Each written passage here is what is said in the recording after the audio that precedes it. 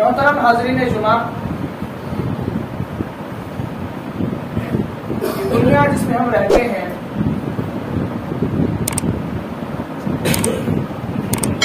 اس کے اندر جہاں بہت ساری اچھائیاں ہیں، بہت ساری خرابیاں بھی موجود ہیں،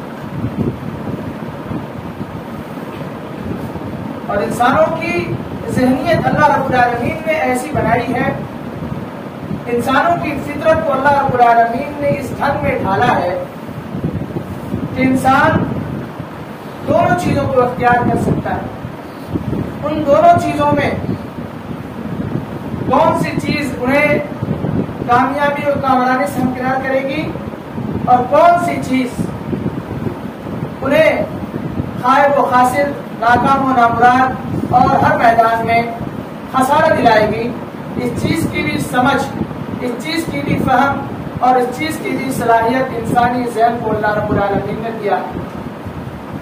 فتنوں کا دور ہے، اس دور میں یا ہر زمانے میں انسانوں کو اللہ رب العالمین نے صحت و تندرستی، طاقت و قوت کے ذریعے بھی آزمایا ہے، تو کمزوری، بیماری اور لاغر پن کی وجہ سے بھی اللہ رب العالمین نے ایک انسان کو آزمائش سے دوچار کیا ہے۔ کسی انسان کو مال و دولت کی فراوانی اور اس کی ریل پیل سے نوازا ہے اور اس کے ذریعے آزمائش سے دوچار کیا ہے، تو وہیں اللہ رب العالمین نے دوسری جانب غریبی، مفلسی، فاقہ کشی اور بھوکمری کے ذریعے بھی اللہ رب العالمین نے آزمائش سے دوچار کیا ہے۔ کسی کو اللہ رب العالمین نے بہت زیادہ علم، بہت زیادہ صلاحیت اور بہت زیادہ نالج سے نوازا ہے، تو کسی کو اللہ رب العالمین نے جہالت کے فتنے میں ڈال کر اسے آزمائش سے دوچار کیا۔ الغرض اللہ رب العالمین کے یہ بندے، کائنات میں پائے جانے والے انسان طرح طرح کی آزمائش سے گزرتے دنوں کے ساتھ دوچار ہوتے رہتے ہیں۔ ایسا اللہ رب العالمین کا قانون، اللہ رب العالمین کا ضابطہ اور اللہ رب العالمین کا اصول ہے۔ وَنَبْلُوكُمْ بِالشَّرِّ وَالْخَيْرِ فِتْنَةً، ہم تمہیں اچھائیوں اور برائیوں کے فتنے میں ڈال کر آزمائش سے دوچار کریں گے۔ وَإِلَيْنَا تُرْجَعُونَ، اور تمہیں پتہ ہونا چاہیے کہ تم سبھی کا پلٹنا ہماری طرف ہے۔ یہ جو لاسٹ کا ٹکڑا ہے وَإِلَيْنَا تُرْجَعُونَ، ہمیں آخرت کی یاد دلاتا ہے، ہمیں اس بات کا احساس دلاتا ہے کہ ہم اللہ رب العالمین کی رضامندی والے کام کو پریفر کریں، اللہ رب العالمین کے رضامندی والے کام میں بڑھ چڑھ کر حصہ لیں، اللہ رب العالمین کی ناراضگی والے کاموں سے دوری اختیار کریں، کیونکہ اللہ رب العالمین نے آزمائش کا جو مقصد رکھا ہے وہ یہی کہ ایک انسان کس قدر اللہ رب العالمین کی فرما برداری کرتا ہے، کس قدر اللہ رب العالمین کی نافرمانی کرتا ہے، اس کے درمیان فرق کر سکے۔ کون ہے وہ شخص جو اللہ رب العالمین کی نعمتوں کی ریل پیل کو حاصل کرنے کے بعد، اللہ رب العالمین کی نعمتوں کی بہتات کو حاصل کرنے کے بعد شکر گزاری کا مظاہرہ کرتا ہے یا پھر غرور اور تکبر اور ناشکر پن کا اظہار کرتا ہے؟ اور کون ہے وہ شخص جو اللہ رب العالمین کی جانب سے دی جانے والی آزمائشوں، اللہ رب العالمین کی جانب سے دی جانے والی پریشانیوں کو دیکھ کر یا جھیل کر، کون ہے وہ شخص جو صبر کا مظاہرہ کرتا ہے، اور کون ہے وہ شخص جو ناصبر پن کا اور بے صبر پن کا اظہار کرتے ہوئے اللہ رب العالمین کے لیے، اللہ رب العالمین کے سامنے اپنے لیے کڑا کھولتا ہے۔ ہم انشاءاللہ العزیز سلسلہ وار طریقے سے ٹو دا پوائنٹ آپ کے سامنے کن کن چیزوں کے ذریعے اللہ رب العالمین نے لوگوں کو آزمایا ہے یا آزمائش سے دوچار کیا ہے، ان کا ذکر کریں گے، اور یہ ایک جمعے میں نہیں ہوگا، کہیں ایک جمعے میں آپ کے سامنے ذکر کیا جائے گا۔ سب سے پہلی چیز جس کو اللہ رب العالمین نے آزمائش کا ذریعہ بنایا ہے وہ ہے مال اور اولاد۔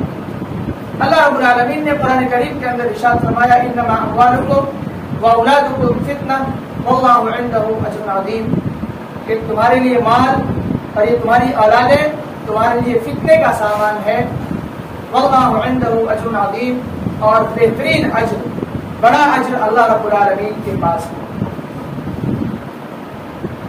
اولاد یا مال فتنہ ہے، کس طرح سمجھیں؟ انما اموالکم، اللہ رب العالمین نے سب سے پہلے مال کو فتنہ کہا ہے۔ مال کس طرح کے انسان کے فتنے کا سامان ہو سکتا ہے؟ اس کی کچھ مثالیں ہیں۔ ایک انسان مال کمانے کے لیے حلال و حرام کی تمیز کو بھلا دیتا ہے. اسے اس بات کی پرواہ نہیں ہوتی کہ ہم جو مال کما رہے ہیں آیا یہ سیدھے راستے سے آ رہا ہے, حلال طریقے سے آ رہا ہے, یا پھر اس میں حرام کی آمیزش موجود ہے. اس بات کی انسان پرواہ نہیں کرتا ہے اور انسان زیادہ سے زیادہ مال بٹورنے کے چکر میں مال کے فتنے میں پڑ کر اللہ رب العالمین کے غضب کا شکار ہوتا ہے.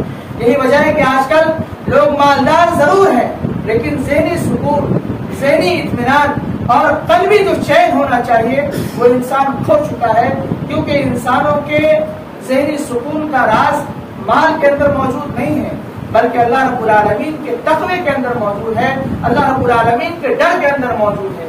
جو شخص اللہ رب العالمین کو حاضر و ناظر سمجھ کر مال کماتا ہے اور کم ہی صحیح, تھوڑا ہی صحیح, اس پر قناعت کرتے ہوئے حلال روزی حاصل کرتا ہے تو اللہ رب العالمین اس میں وہ برکتیں نازل فرماتا ہے جس کا ایک انسان اندازہ تک نہیں لگا سکتا.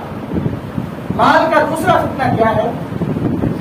مال کا دوسرا فتنہ یہ ہے کہ انسان مال کے چکر میں پڑ کر یا مال کو زیادہ سے زیادہ حاصل کرنے کے چکر میں پڑ کر اللہ رب العالمین کو بھلا دیتا ہے. اس کے اندر نماز کی پابندی کا شوق نہیں ہوتا, نماز کی پابندی کا جذبہ نہیں ہوتا, نماز کا وقت ہوا اس کی ادائیگی کی جائے یا نہ کی جائے اس بات کی اسے کوئی پرواہ نہیں ہوتی.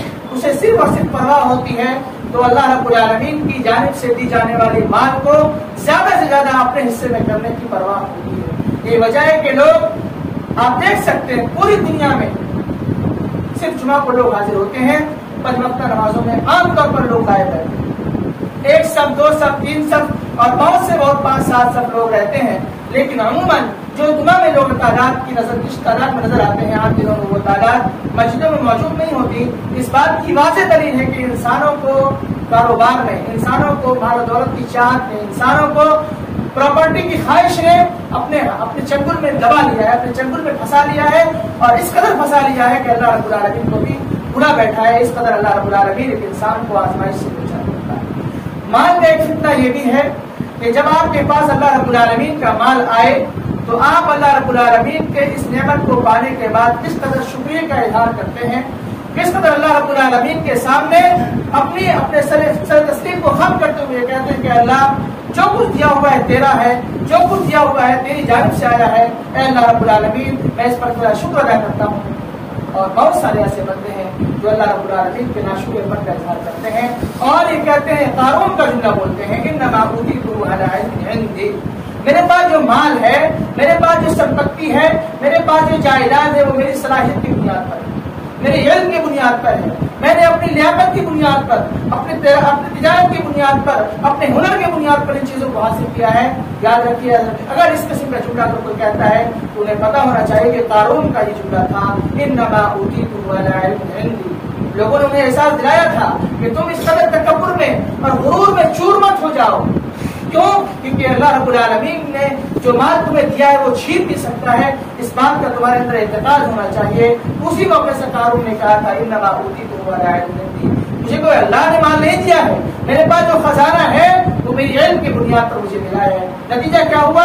فخسفنا بہ وبدارہ الارض, اللہ رب العالمین نے اس کے گھروں سمیت, اس کی جائیداد سمیت اسے زمین میں دھسا دیا. فخسفنا بہ وبدارہ الارض, اللہ رب العالمین نے دھسا دیا. لہذا اگر آپ اپنی تباہی نہیں چاہتے ہیں, اپنی کامیابی چاہتے ہیں, اپنی سربلندی چاہتے ہیں, اللہ رب العالمین کے مال کو صحیح راستے پر خرچ کیجیے. اللہ رب العالمین کا جو مال آپ کو ملا اس میں دوسروں کے حقوق کا خیال بھی رکھیے, اس میں غریب اور مفلس نادار لوگوں کی خیال بھی کیجیے. اس میں ایسے لوگوں کا بھی حق ہے جو مقروض ہیں, جن کے پاس قرض کی ادائیگی کے وسیلے نہیں ہو پا رہے ہیں. آپ کا یہ حق ہے کہ آپ اپنے بھائی کی قرض ادائیگی کا ذریعہ بنیں. آپ کو یہ حق بنتا ہے کہ آپ اللہ رب العالمین نے جو آپ کو مال دیا اس میں غریبوں کی غریبی دور کریں, مفلسوں کی مفلسی دور کریں, بھوکمروں کی بھوکمری دور کریں. یہ آپ پر ادھیکار ہے, آپ پر یہ حق ہے کس کا؟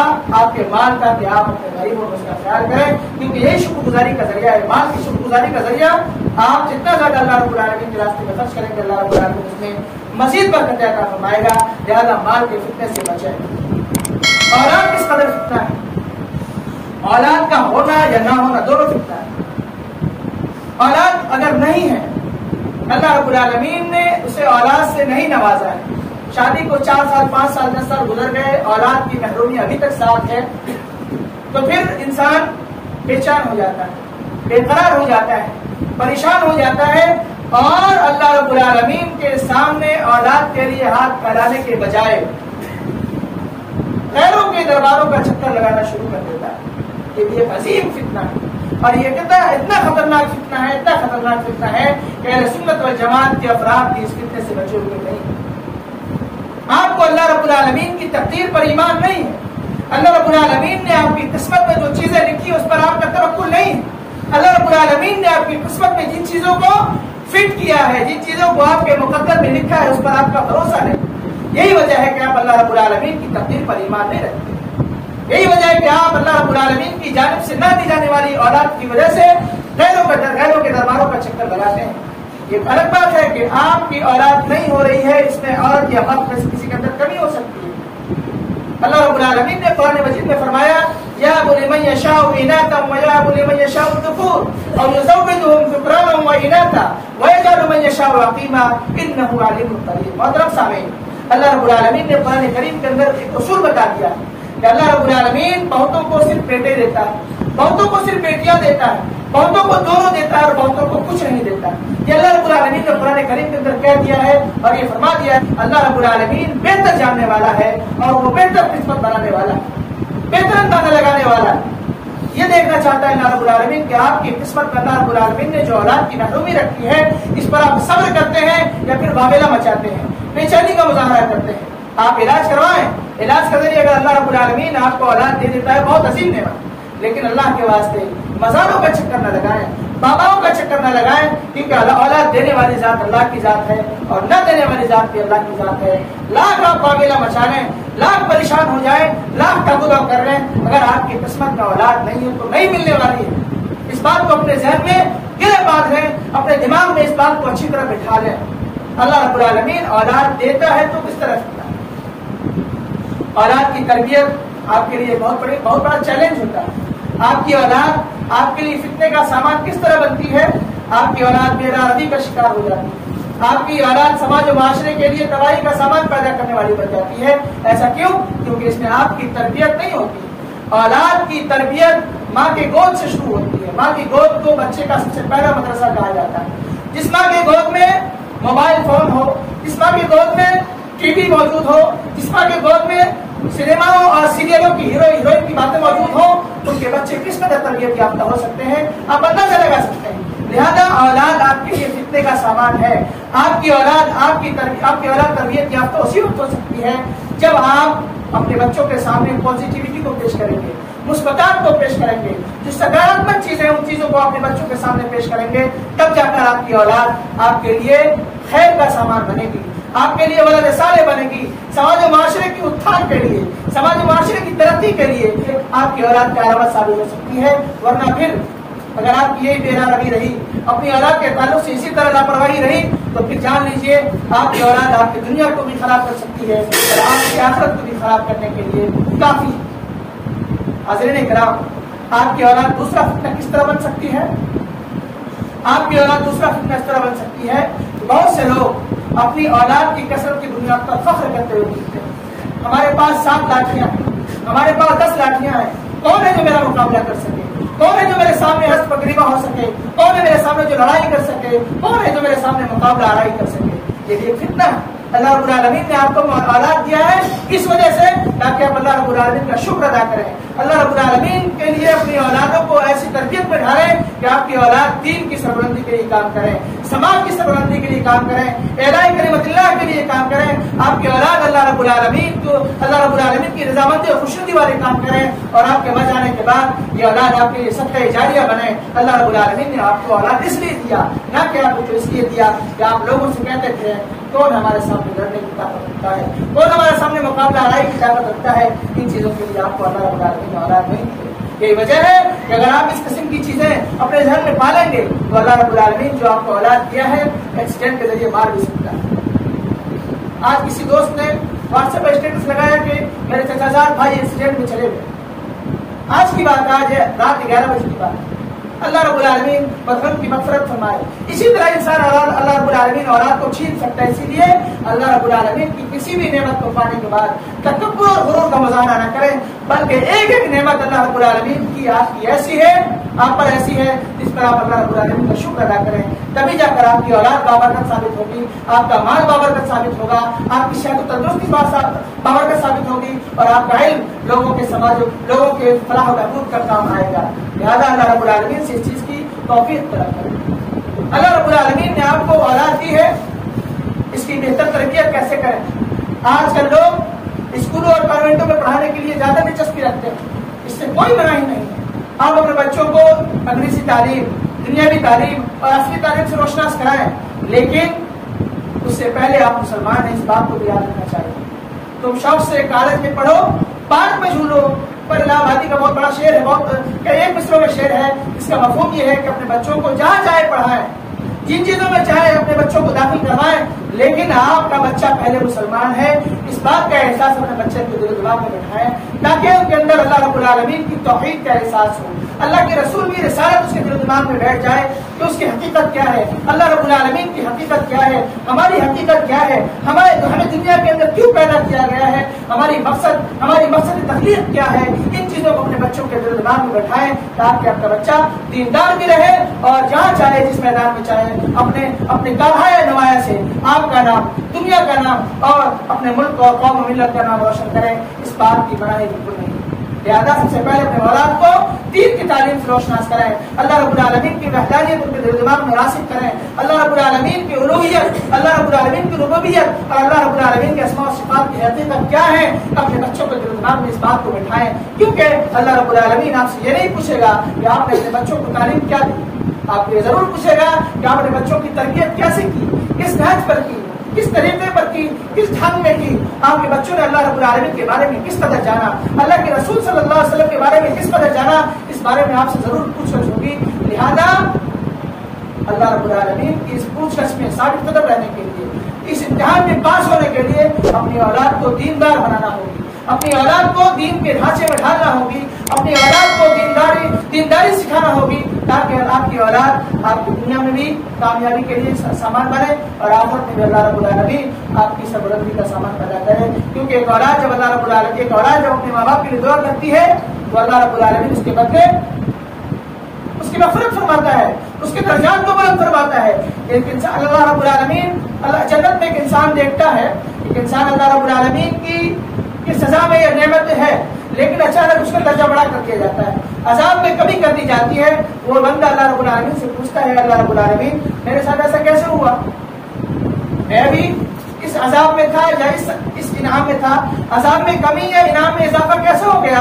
تو اللہ رب العالمین اس بندے سے کہتا ہے کہ تمہاری اولاد نے تمہارے لیے مغفرت کی دعا کی، اس کے نتیجے میں تمہاری نعمت کو بڑھا دیا گیا، تمہارے عذاب میں کمی کر دی گئی. لہٰذا اولادوں کو چاہیے کہ اپنے ماں باپ کے لیے کثرت سے دعائیں کریں، کیونکہ اولاد صالح کی اولاد اللہ رب العالمین فوراً قبول کرتے ہوئے انہیں راحت دیتا ہے اور ان کے انعام میں اضافہ فرماتا ہے. حاضرین کرام، ایک اور فتنہ ہے شہوت کا فتنہ، خواہشات کا فتنہ. اللہ رب العالمین نے قرآن کریم کے اندر فرمایا زُيِّنَ لِلنَّاسِ حُبُّ الشَّهَوَاتِ مِنَ النِّسَاءِ والبنين والقناطير المقنطرة من الذهب والفضة والخيل المسومة والأنعام والحرث ذلك متاع الحياة الدنيا والله عنده حسن المآب. قرآن کریم کی آیت میں اللہ رب العالمین فرماتا ہے کہ لوگوں کے لیے خواہشات کی محبت کو خوبصورتی کے ساتھ پیش کیا گیا ہے. وہ کن چیزوں کی خواہش ہے؟ عورتوں کی خواہش، بیٹوں کی خواہش، اسی طرح جمع کی گئے سونے اور چاندی کی خواہش، اسی طرح خوبصورت گھوڑے کی خواہش، عمدہ ترین گھوڑے کی خواہش، اور مویشیوں کی خواہش، اور اسی طرح کھیتیوں کی خواہش. یہ ساری ایسی چیزیں ہیں جس کا تعلق مال دولت سے، اثاثے سے ہے، پراپرٹی سے ہے، فائدہ اٹھانے کی چیزوں سے ہے. کیونکہ اللہ رب العالمین نے خود بتایا ذالک متاع الحیاۃ الدنیا، یہ وہ چیزیں ہیں جو دنیا کے اندر فائدہ اٹھانے کے ذرائع ہیں. واللہ عنده حسن المآب، اور اللہ رب العالمین کے پاس بہترین ٹھکانہ ہے. آپ کے اندر تمام چیزوں کی خواہش ہے اور ایک انسانی فطرت میں ہونی چاہیے کہ ہمارے پاس خوبصورت عورت ہو، لیکن عورتوں کی خواہش کی تکمیل کے لیے اللہ رب العالمین نے ایک ذریعہ دیا ہے، نکاح. آپ نکاح کے ذریعے عورت سے استفادہ کر سکتے ہیں، دوسرا کوئی ذریعہ عورت سے فائدہ اٹھانے کا نہیں. اولاد اللہ رب العالمین آپ کو اولاد جو دیتا ہے وہ شادی کے نتیجے میں دیتا ہے. لہٰذا پاکیزہ اولاد کی خواہش کرنا بھی ایک اچھی چیز ہے، لیکن اولاد کے سلسلے میں تکبر کرنا اس کا نتیجہ کیا ہے آپ کے سامنے آیا. اسی طرح عمدہ ترین گھوڑے اس زمانے میں ہوا کرتے تھے، آج کے زمانے میں مرسڈیز کہہ سکتے ہیں، BMW کار وغیرہ کہہ سکتے ہیں. ان چیزوں کی خواہش لوگوں کو ہوتی ہے. ہمارے پاس بڑی بڑی کاریں ہوں، بڑی بڑی بلڈنگیں ہوں، لیکن ان بلڈنگوں کو دیکھ کر تکبر اور غرور نہیں کرنا. ان بلڈنگوں کو دیکھ کر، ان گاڑیوں کو دیکھ کر اللہ رب العالمین کو نہ بلا دینا، بلکہ اللہ رب العالمین کی نعمت کو سامنے رکھ کر کہ اللہ رب العالمین کا اپہار ہم پر ہے، اللہ رب العالمین کی کرم نوازی ہم پر ہے، اپنے سروں کو اللہ کے سامنے جھکائے رکھنا. کیوں؟ کیونکہ اس کے نتیجے میں اللہ رب العالمین آپ کو اور زیادہ نعمتوں سے نوازے گا، اور ناشکری کے نتیجے میں اللہ رب العالمین آپ سے نعمتیں چھین لے گا. لئن شکرتم لازیدنکم ولئن کفرتم ان عذابی لشدید. کہ اگر تم نعمتوں کو پانے کے بعد شکریہ ادا کرو گے، شکر گزاری کا مظاہرہ کرو گے، ہم تمہیں اور زیادہ دیں گے، اور اگر ناشکرے پن کا مظاہرہ کرو گے تو جان لو میرا عذاب بہت سخت ہے. لہٰذا آپ ان چیزوں کی خواہش کریں، لیکن خواہشات کے حصول کے لیے حلال راستوں کو اختیار کریں، جائز طریقوں کو اختیار کریں، اور ادھر ادھر ناجائز حرام اور ایسی چیزیں جس کو اللہ رب العالمین نے، اللہ کے رسول نے منع کیا ہے، ایسے راستوں کے ذریعے ان چیزوں کو حاصل کرنے سے دوری اختیار کریں. کیوں؟ کیونکہ یہ دنیاوی ساز و سامان ہے جو آج ہے اور کل نہیں ہے. آپ آج ہیں اور کل نہیں ہے. لہذا بہترین ٹھکانہ جو اللہ رب العالمین کے پاس ہے اس کی فکر بندی کریں. بہترین ٹھکانہ آپ کو کیسے حاصل ہو اس کی زیادہ فکر کریں، کیونکہ اللہ رب العالمین کا بہترین ٹھکانہ یہ آپ کی فلاح و بہبود کا ضامن ہے. فمن زحزح عن النار وادخل الجنة فقد فاز. جو جہنم سے نکال دیا گیا، جنت میں داخل کر دیا گیا، یہی اصل کامیابی ہے. فقد فاز، یہی لوگ ہیں جو صحیح معنی میں کامیاب ہو گئے. قد افلح المؤمنون الذين هم في صلاتهم خاشعون. کامیاب ہو گئے وہ مومنین جو اپنی نمازوں میں خشوع و خضوع اختیار کرتے ہیں. لہذا نمازوں کی ادائیگی کرتے اللہ رب العالمین کا شکر ادا کریں. اپنے مال و دولت میں جو اللہ رب العالمین نے فراوانی دی ہے اسے غریبوں میں تقسیم کر کے اللہ رب العالمین کا شکر ادا کریں. اولاد نے جو آپ کو اولاد کی نعمت سے اللہ رب العالمین نے آپ کو سرفراز فرمایا ہے، اس اولاد کو اللہ رب العالمین کے دین کی خاطر، اللہ رب العالمین کی سربلندی کی خاطر انہیں دینی تعلیم سے روشناس کرائیں. یہ آپ کے لیے شکر گزاری کا ذریعہ ہو سکتا ہے. اللہ رب العالمین سے دعا کرتے ہیں کہ اللہ تعالیٰ ہمیں کہنے سننے سے زیادہ عمل کی توفیق عطا فرمائے. نمبر 3 ہے شبہات کا فتنہ. شبہات، ڈاؤٹ کا فتنہ. یہ آج کل بہت زیادہ تیزی کے ساتھ پھیل رہا ہے. کم پڑھے لکھے لوگ لیکن خود کو بہت زیادہ سمجھدار پڑھنے سمجھنے والے لوگ، پڑھتے کم ہیں اور سمجھتے بہت زیادہ ہیں. وہ لوگ ہیں جن کے دل و دماغ میں فتور ہوتا ہے، جن کو دل و دماغ میں بدماشی ہوتی ہے، جن کے دل و دماغ میں بالکل خرابی موجود ہوتی ہے. یہ وہ لوگ ہوتے ہیں جو قرآن اور احادیث کے اندر اپنے من سے شک پیدا کرتے ہیں، ڈاؤٹ پیدا کرتے ہیں، اور ایسے ایسے ڈاؤٹ کلیئر کرتے ہیں جن کو ایک عام انسان کے سامنے پیش کیا جائے، کم پڑھے لکھے لوگوں کے سامنے پیش کیا جائے تو یقیناً وہ اس کے جگہ پر چل پڑے گا. ایکس مسلم کا فتنہ بہت تیزی سے بڑھ رہا ہے. یہ وہ لوگ ہیں جو قرآن و حدیث کے اندر شکوک پیدا کرتے ہیں، قرآن و حدیث کے اندر ڈاؤٹ کریٹ کرتے ہیں، اور ڈاؤٹ کریٹ کر کے اسے سوشل میڈیا پر ڈالتے ہیں، جسے عام لوگ دیکھ کر متاثر ہوتے ہیں. یہی وجہ ہے کہ مسلمان بہت زیادہ تعداد میں مرتد ہو رہے ہیں، اسلام سے پھر رہے ہیں. یہ لوگ حق اور باطل کے درمیان اس قدر ملاوٹ کرتے ہیں، اس قدر خلط بلط کرتے ہیں کہ لوگوں کے لیے حق اور باطل کی پہچان مشکل ہو جاتی ہے. لوگ حق کو حق نہیں سمجھ پاتے، باطل کو باطل نہیں سمجھ پاتے ان لوگوں کی کارستانیوں کی وجہ سے. اور پھر لوگ اسلام کے سلسلے میں شک میں پڑ جاتے ہیں کہ آیا یہ اسلام صحیح ہے یا غلط، ہم اب تک صحیح دین پر تھے یا نہیں تھے. یہ چیزیں انسانوں کے ذہنوں میں آنے لگتی ہے. لہذا آپ سے گزارش یہ ہے کہ ایسے ویب سائٹ سے، ایسے چینلوں سے اور ایسی لنکوں سے محفوظ رکھیں خود کو، تاکہ آپ کا ایمان سلامت رہے، آپ کا ایمان محفوظ رہے، آپ اللہ رب العالمین پر ایمان رکھتے ہوئے اپنی موت تک پہنچے. اللہ رب العالمین ہم اس بات کی توفیق عطا فرمائے. حاضرین، اسی فتنے کا ایک شق ہے سوشل میڈیا، پرنٹ میڈیا اور الیکٹرانک میڈیا. اس میڈیا کے ذریعے جو کائنات کے اندر تبدیلی آئی ہے، جو کائنات میں انقلاب برپا ہوا ہے، ہم سبوں کے سامنے جو جانکاریاں انسانوں تک سالوں اور مہینوں میں آیا کرتی تھی، منٹوں اور سیکنڈوں میں لوگوں کے پاس پہنچ جایا کرتی ہے. اس میڈیا نے فحاشی اور یانیت، ننگے پن اور بے حیائی کو اس قدر عروج دیا ہے کہ عورت کو عورت سمجھنا اور مرد کو مرد سمجھنا یہ فرق ختم ہو گیا. اور عورت اور مرد شانہ بشانہ چلنا شروع کر دیے ہیں. لوگوں کے لیے جو چیزیں ڈائری بنا کرتی تھی، لوگوں کے لیے جو چیزیں راز کی چیزیں بنا کرتی تھی، लोग इन चीजों को अपनी डायरियों में लिखकर छुपा कर रखा करते थे, सोशल मीडिया पर उसका ज़ाहिरन बिल्कुल दबावे द्वारा ऐलान किया जाता है। ये वजह है कि बच्चे आजकल बचपने से बालिग हो जाते हैं, 10 साल 12 साल के होते नहीं कि उसके अंदर बुलूगत की सिफात पाई जाती है। उनसे वो बातें सुनने को आपको मिलेंगी कि आप अगले हैरान हो जाएंगे। आप सोच नहीं सकते कि इस छोटे बच्चों को किस तरह ये बातें मालूम हुई। ये तमाम चीजें क्या है? ये मोबाइल का नतीजा है, टीवी का नतीजा है, मीडिया का नतीजा है। लिहाजा अपने बच्चों को इन चीजों से दूर रखें। ये भी एक अजीम तरीन फितना आपकी औलाद के लिए है। लिहाजा आपकी औलाद मोबाइल मांगती है, आपसे पूछे, उनसे पूछे क्या जरूरत है। यहाँ देखता हूँ रोजाना इतना इस कदर शोर मचाते हैं पबजी खेलने वाले, पबजी खेलते हैं पूरे दिन 24 घंटा पबजी खेलते हैं और शोर मचाते हैं। इस बात की भी परवाह नहीं होती यहाँ नमाज हो रही है, अल्लाह रब्बुल आलमीन का घर है, इस बात की भी बिल्कुल कोई परवाह करने वाले यहाँ नहीं। लिहाजा अपनी औलाद को मोबाइल देने से पहले उन्हें पूछे आपको क्या जरूरत है, क्या जरूरत है आपको मोबाइल लेने की। आप घर में रहते हैं, बाहर भी नहीं रहते, आप हमारे साथ रहते, बाहर भी नहीं रहते। मोबाइल की जरूरत क्यों होती है? मोबाइल की जरूरत बातचीत करने के लिए होती है, मालूमात हासिल करने के लिए होती है। आपको इस चीज की जरूरत नहीं है, यानी आप मोबाइल न लें।